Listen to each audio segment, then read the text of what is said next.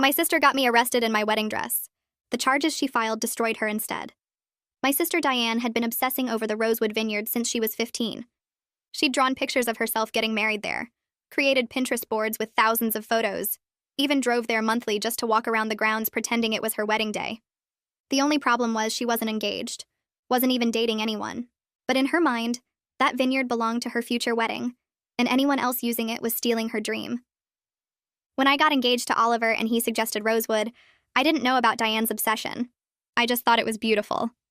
We put down the deposit, sent out save the dates, everything was perfect, until Diane found out.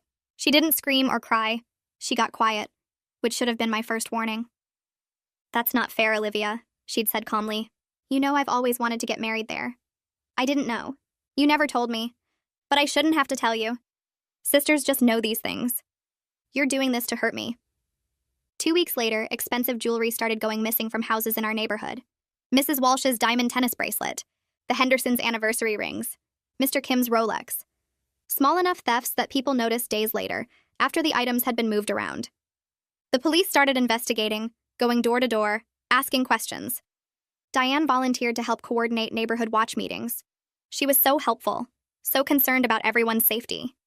She even made flyers about securing valuables and distributed them personally. 5 days before my wedding, I was doing final dress fittings when police showed up at the boutique.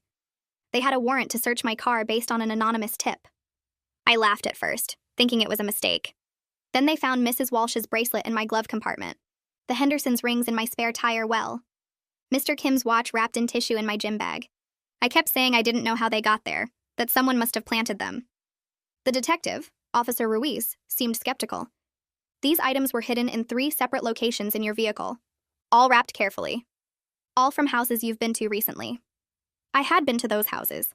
Diane had asked me to help deliver her neighborhood watch flyers. She'd stayed in the car while I knocked on doors, saying her ankle hurt from yoga. I'd left my car unlocked each time. They arrested me right there in my wedding dress. The seamstress was still holding the pins. Oliver got the call while he was at work. By the time he made bail, I'd spent 6 hours in holding. My wedding week ruined. But something bothered Officer Ruiz about the case. The tip had been too specific. The caller had known exactly where each item would be, down to which pocket of my gym bag. He pulled the recording of the anonymous tip. The voice was disguised, but the caller had said something odd. "Check her car, especially the gym bag in the trunk. The blue one with the side pocket. She always keeps valuables there when she thinks no one's looking."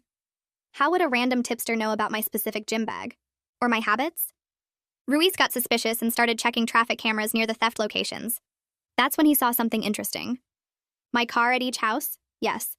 But also Diane's car, parked 1 street over each time, arriving before me and leaving after. He decided to visit Diane for routine questioning. "Just gathering information," he said, checking if she'd noticed anything unusual.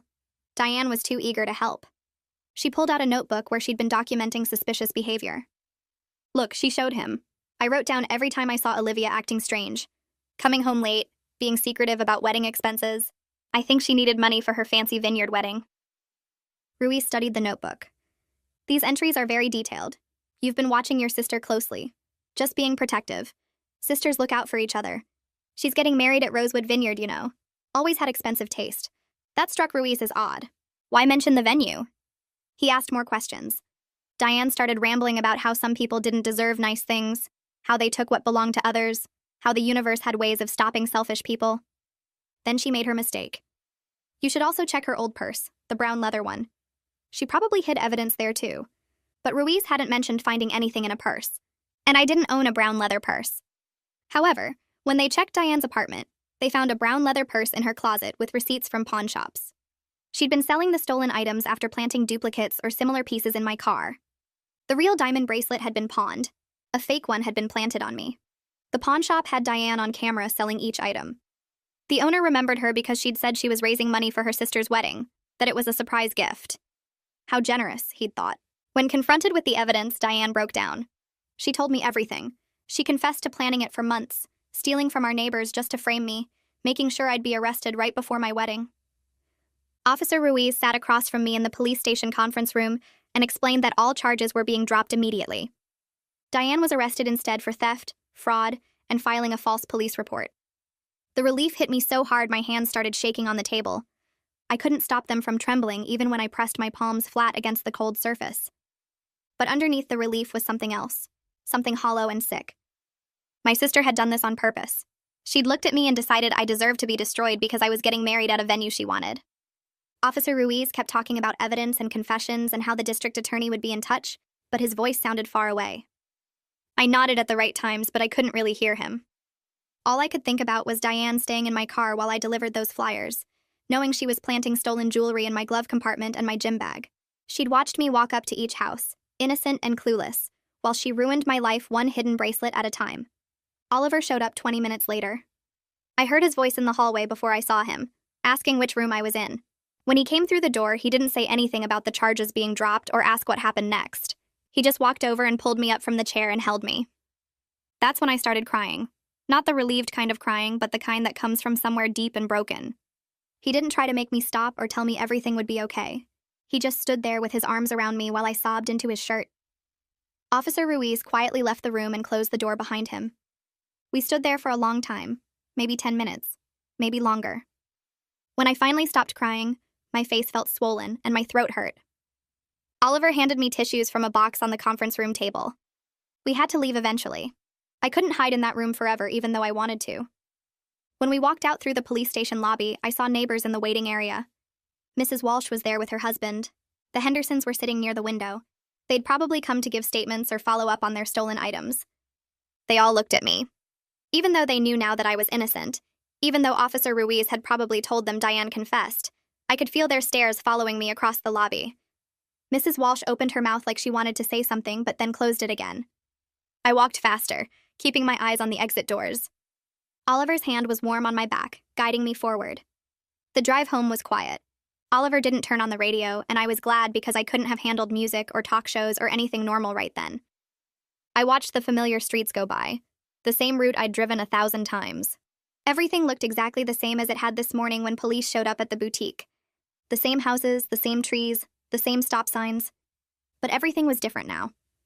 When we got to our apartment building, I realized I was still wearing the clothes from the police station, not my wedding dress.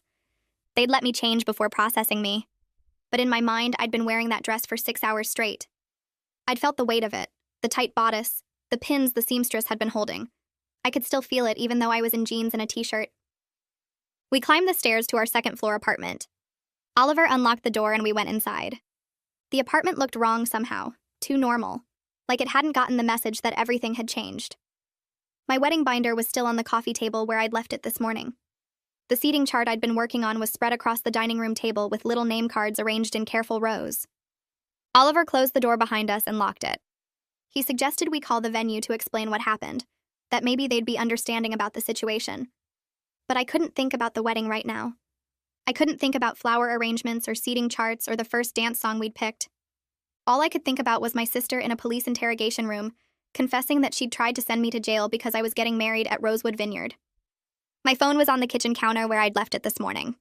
When I picked it up, the screen lit up with notification after notification. 63 missed calls, more than 100 texts. I scrolled through them with shaking hands. Most were from family members who'd heard about Diane's arrest. My Aunt Karen had called 7 times. My cousin Michelle had sent a string of texts asking what was going on and if the rumors were true. Uncle Rob wanted to know if I needed anything.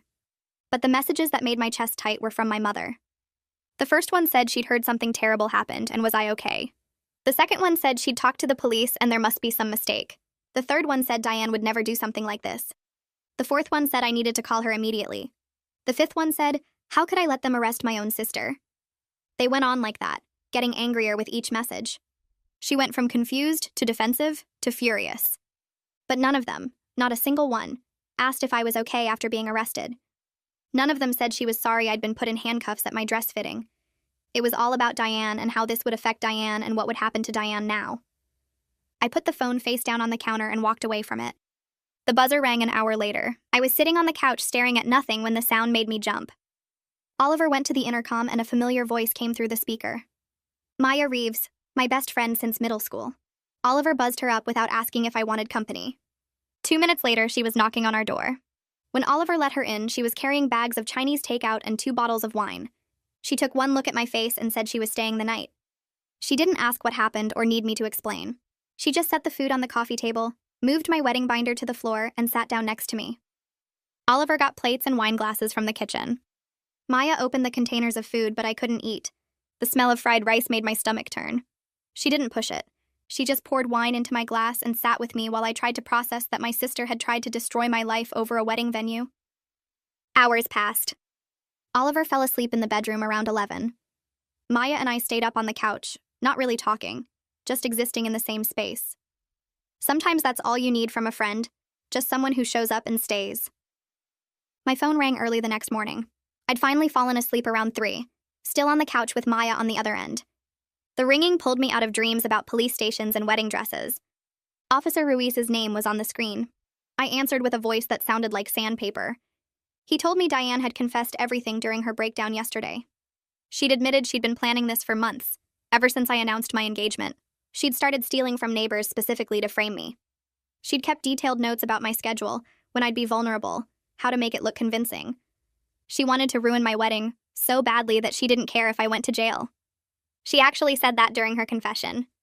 She believed I deserved it for stealing her dream, for taking the venue that belonged to her imaginary future wedding. Officer Ruiz's voice was gentle when he told me this, like he knew how much it would hurt. He said the district attorney would be in touch about next steps, and there might be paperwork, statements, possibly testimony if Diane didn't take a plea deal. I thanked him and hung up. Maya was awake, watching me from the other end of the couch. I told her what Officer Ruiz said. She didn't look surprised, just sad and angry at the same time. The knocking on my apartment door started before 9. Loud, insistent knocking that made Maya sit up straight and Oliver emerge from the bedroom looking confused.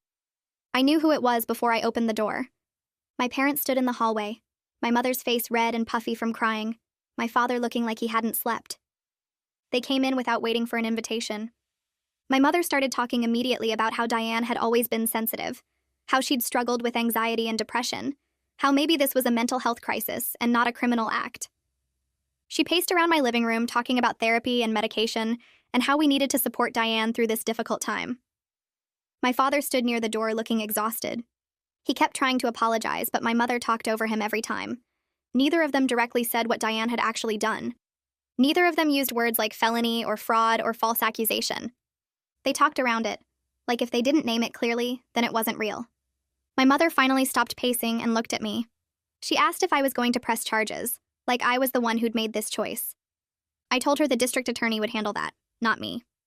She said I could tell them to drop it, that I could refuse to cooperate. I said I wouldn't lie to protect Diane. My mother's face went hard. She said I was being cold and unforgiving, that family was supposed to stick together. Then she left, pulling my father with her. The apartment was quiet after they were gone. Maya squeezed my hand. I met with Lucian Stafford 3 days later. Maya had recommended him, said he'd helped her cousin with something complicated a few years ago. His office was downtown in a building with marble floors and too much air conditioning. He was younger than I expected, maybe early 30s, with dark hair and a firm handshake. He listened while I explained everything, taking notes on a yellow legal pad. When I finished, he leaned back in his chair and explained my situation. Legally, I was cleared. The charges had been dropped and wouldn't appear on background checks. But the arrest record existed. It was public information that anyone could find if they looked hard enough. Future employers might see it. Landlords might see it. It could follow me even though I was innocent.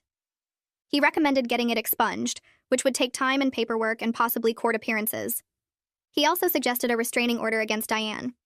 She'd be in jail for a while probably, but eventually she'd get out. Did I want her showing up at my apartment or my workplace? And there was the possibility of a civil suit for damages, emotional distress, reputation harm, the cost of legal fees. He said it gently, but clearly. This wasn't over just because the criminal charges were dropped. Clearing my name completely would take work and time and money. I signed the papers to retain him. Walking out of his office, I felt tired in a way that went deeper than lack of sleep. Oliver and I drove to Rosewood Vineyard the next afternoon. I'd been putting it off, but we couldn't avoid it anymore. The event coordinator, a woman named Kendall who'd been so excited about our wedding, met us in her office. She was sympathetic when we explained what happened. She said she'd seen the news coverage and felt terrible about the situation. But she was also firm. Our date was only held for another week before they'd have to release it to someone else. They had other couples interested, a waiting list of people who wanted autumn weddings at Rosewood. We were supposed to get married in 4 days. 4 days from now, I should have been putting on my dress for real, walking down an aisle saying vows. Instead, I was sitting in Kendall's office trying to explain why we couldn't possibly celebrate anything right now. She understood. She really did seem to understand.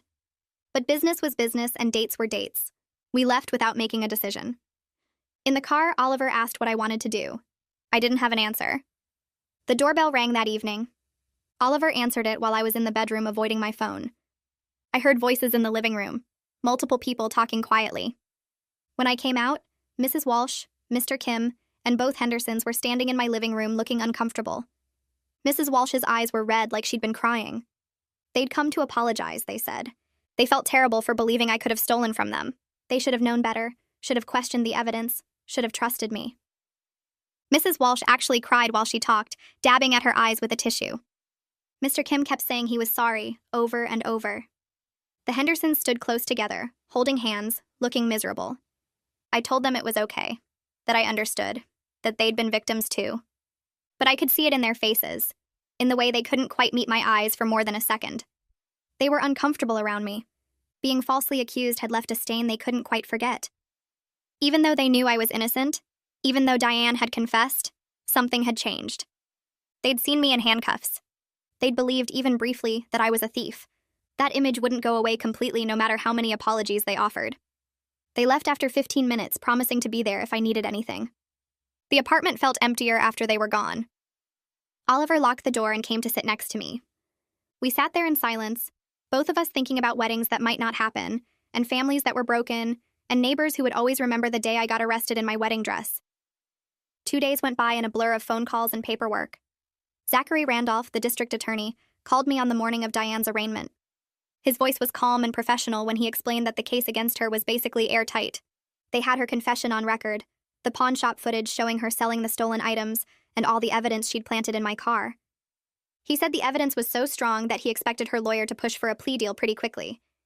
Then he said something that surprised me. He thought it might be better if I didn't come to the arraignment hearing.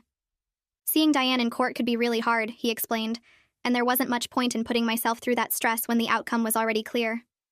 I felt relieved when he said that. I'd been dreading the idea of sitting in a courtroom and watching my sister get formally charged with crimes she committed against me. Having permission to stay away felt like someone had lifted a weight off my shoulders. That evening, Oliver asked if we could talk. My stomach dropped immediately. Those 4 words never meant anything good. We sat down on the couch and he looked nervous, picking at a thread on his jeans. I braced myself for him to say we needed to call off the wedding completely. Instead, he suggested we postpone it for 3 months. He wanted to do something smaller, he said. Just the people who actually showed up for us when everything went wrong. Maybe 40 or 50 people instead of the 150 we'd invited. And he thought we should pick a different venue, somewhere that didn't have all this pain and drama attached to it. Not Rosewood, somewhere new where we could start fresh. I started crying, but this time it was relief. He wasn't leaving me. He just wanted to give us time to heal and celebrate properly, instead of forcing happiness while everything was still raw. The next morning, I called the wedding planner. My hands shook while I dialed her number because I was expecting her to be angry about losing the deposit and all the work she'd put in. But she was surprisingly kind when I explained what happened. She said she'd been following the news coverage and felt terrible about the whole situation. When I told her we wanted to postpone and find a different venue, she didn't even hesitate. She said she had connections with a small garden venue about an hour outside the city that specialized in intimate weddings. It had flowering trees and string lights and a gazebo for ceremonies. She thought they might have availability in 3 months if we acted fast. The idea of starting completely fresh somewhere new made me feel like I could actually breathe again. Like maybe this wedding could be about me and Oliver instead of about everything Diane had destroyed. My mother called that afternoon. I heard her crying before she even said hello. She begged me to think about what this was doing to Diane's future. Did I really want my sister to go to prison? Did I understand what a criminal record would do to her career prospects and her whole life? She kept saying that Diane was sick, that she needed help, not punishment, that families were supposed to forgive each other. I told her that Diane had made her choices and I wasn't going to lie to protect her. I'd spent 6 hours in holding wearing my wedding dress because of what she did. The charges against me were dropped, but the arrest was still on my record. Diane had been willing to destroy my entire life over a wedding venue. My mother's voice got cold then. She said I was being unforgiving and cruel, that I was choosing revenge over family. Then she hung up on me. I sat there staring at my phone for a long time after that. Maya came over the next day to help me draft a victim impact statement for Diane's sentencing hearing. We sat at my kitchen table with my laptop between us, and Maya asked me to describe everything I felt during those 6 hours in the holding cell. Writing it all down made me realize how close I'd come to having a criminal record that could have ruined my career. I worked in finance, and background checks were standard. If Diane's plan had worked, if Officer Ruiz hadn't been suspicious enough to dig deeper, I could have lost my job, lost my reputation, lost everything I'd worked for. And Diane had known that. She'd known exactly what she was doing when she planted that evidence. She hadn't just wanted to ruin my wedding. She'd been willing to destroy my whole life because I'd booked a venue she wanted. Officer Ruiz called me a few days later with news that made everything even worse. During their investigation into Diane, they'd discovered she'd been stealing from family members for years. Small things that wouldn't be missed right away. My grandmother's pearl earrings that she thought she'd misplaced, my aunt's silver bracelet that disappeared after a family dinner, even some of my own jewelry that I'd assumed I'd lost when we moved apartments last year. All of it had been pawned by Diane over the past 3 years. Ruiz said they'd tracked down the receipts and matched them to items that family members had reported missing. Diane had been systematically stealing from everyone close to her and using the money to fund her obsessive planning for a wedding she didn't even have a groom for. She'd been buying wedding magazines, paying for venue tours, even putting deposits on dresses at bridal shops, all with stolen money. I started seeing a therapist the following week. Her name was Dr. King, and she specialized in family trauma. Our first session was mostly me crying and trying to explain how my sister could hate me enough to do something like this. Dr. King helped me understand that Diane's obsession with Rosewood wasn't really about the venue at all. It was about control and jealousy that had been building for years, probably since we were kids. The vineyard had just been the thing that triggered all that resentment to come pouring out. She asked me questions about our childhood, about times when Diane had seemed jealous or possessive of things. I remembered dozens of small incidents that I'd brushed off at the time. Diane getting upset when I got better grades. Diane sulking for weeks when I got into my first choice college. Diane making snide comments about Oliver when we first started dating. All of it had been leading to this. 3 weeks after Diane's arrest, Zachary Randolph called with an update. The prosecution was offering Diane a plea deal. If she pleaded guilty to all the theft and fraud charges, she'd serve 18 months with possibility of parole after 12. She'd also have to pay full restitution to everyone she'd stolen from, which added up to over $30,000 between the neighbors and family members. Lucian, my lawyer, told me this was actually a pretty fair deal. If Diane went to trial and lost, she could get up to 5 years in prison. The plea deal would save everyone the trauma of a trial and guarantee that she faced real consequences. I asked Lucian what he thought I should do. He said the decision was mine, but he thought the deal was reasonable given everything she'd done. Diane accepted the plea deal 2 days later. The sentencing hearing was scheduled for the following week. I'd been avoiding thinking about whether I wanted to attend, but Lucian said it would be powerful if I read my victim impact statement in person. So I went. I walked into that courtroom and saw Diane for the first time since everything happened. She looked smaller somehow, thinner and paler, sitting next to her lawyer in a gray suit. When my turn came to speak, I walked up to the microphone and read the statement Maya and I had written. I described those 6 hours in holding, the humiliation of being arrested in my wedding dress, the fear that I'd have a criminal record. I talked about the neighbors who still looked at me differently, even though they knew I was innocent. I explained that I could never trust Diane again, that she'd broken something between us that couldn't be fixed. The whole time I was reading, Diane stared down at the table. She never once looked at me, not even when I described how much she'd hurt me. Not even when the judge sentenced her to 18 months in prison. My father reached out separately from my mother a few days after the sentencing. He asked if we could meet for coffee, just the two of us. When we sat down, he looked older than I remembered. He admitted that he'd known for years that Diane had problems with jealousy and obsessive behavior. He'd caught her going through my things when we were teenagers. He'd noticed how she fixated on stuff and couldn't let things go. But he'd never thought she'd go this far. He'd always told himself it was just normal sibling rivalry, that she'd grow out of it. He asked if I could forgive him for not protecting me better, for not seeing how serious her problems were. I told him honestly that I didn't know yet. I was still processing everything, and I wasn't ready to hand out forgiveness to anyone, but I was willing to try to maintain a relationship with him if he could respect that I needed time.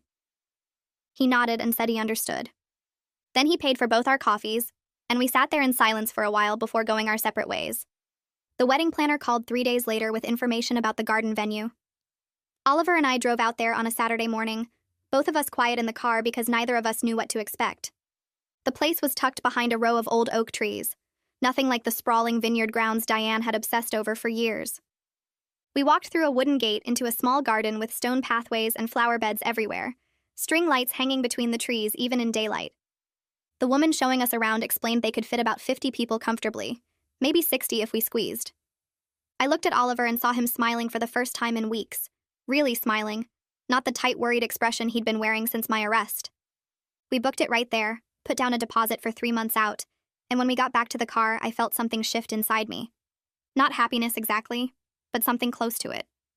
Excitement, maybe, or hope that our wedding could actually be about us instead of about everything Diane had destroyed. The neighborhood took longer to feel normal again. I'd go to the grocery store and see people I'd known for years suddenly become very interested in the produce section when I walked past. Some of them would mumble hello without making eye contact. Others just pretended they didn't see me at all. Mrs. Walsh was different, though. She started waving at me every single time our paths crossed. Big, obvious waves like she was trying to make up for doubting me. She'd call out my name across the parking lot and ask how wedding planning was going, her voice too loud and too cheerful. I appreciated what she was trying to do, even though it made me uncomfortable. The Hendersons never apologized directly, but they left a fruit basket on my doorstep with a card that said they were sorry for everything. Mr. Kim nodded at me once when I was getting my mail, and that was it, just a nod, but I could tell he felt bad about the whole thing. People still talked, though.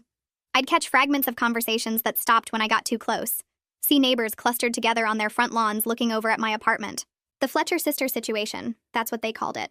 Like giving it a name made it easier to gossip about. My mother's email arrived on a Tuesday morning while I was drinking coffee and trying to decide if I wanted to go to work or call in sick again. The subject line just said family therapy, and I almost deleted it without reading. But I opened it and found 6 paragraphs about how she'd started seeing a therapist to process having one daughter in prison and another daughter who wouldn't return her calls. She wrote about how hard it was to visit Diane at the correctional facility, how small and scared Diane looked in her uniform. She said the therapist was helping her understand that she'd handled everything wrong, that she'd been so focused on protecting Diane that she'd failed to support me when I needed her most.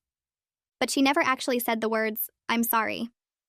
She never admitted that defending Diane after everything that happened was wrong.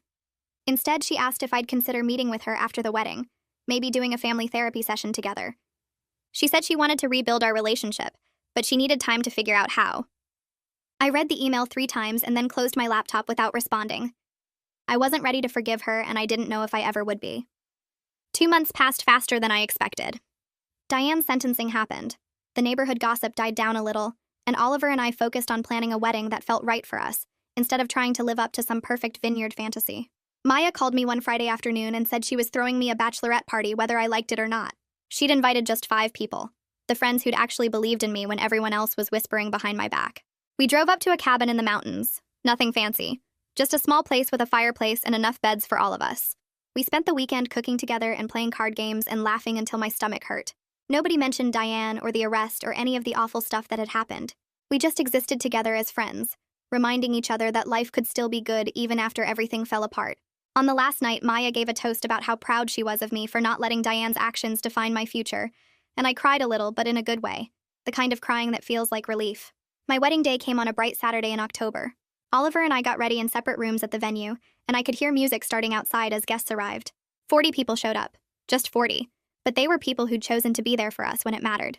My father knocked on my door when it was time, and I took his arm, both of us pretending not to notice my mother sitting in the 3rd row with tissues already in her hand. We walked down a stone pathway between the flower beds while someone played guitar, and Oliver was waiting for me under the string lights with the biggest smile I'd ever seen on his face. The ceremony was short and simple, just the words that mattered and nothing extra. I noticed the empty chair in the family section where Diane should have been sitting, but I didn't let myself think about it too long. Oliver squeezed my hand during our vows, and I squeezed back, both of us knowing we'd gotten through something terrible together and come out stronger on the other side. When the officiant said we were married, everyone clapped and cheered, and I realized standing there that the best revenge wasn't making Diane suffer or proving I was the better sister. The best revenge was building a beautiful life with someone who chose to believe in me when it would have been easier to walk away, surrounded by people who showed up when I needed them most.